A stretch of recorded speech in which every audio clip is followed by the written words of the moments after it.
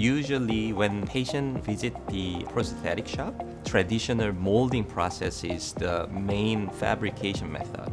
But we want to tackle this or disrupt this fabrication technology by replacing with the 3D printing technology. In order to make a customized 3D design, we can actually measure pressure and force distribution of the patient's movement.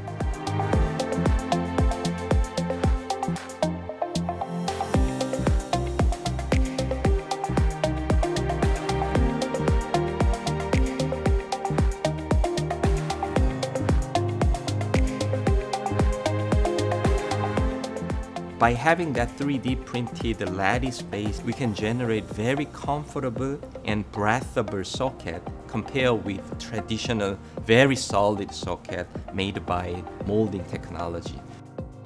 The pressure mat liner and the 3D design optimization software, and then 3D printing technology. These streamlined three technologies can be provided to our local prosthetic industry that can give very affordable and accessible technology for our patients eventually.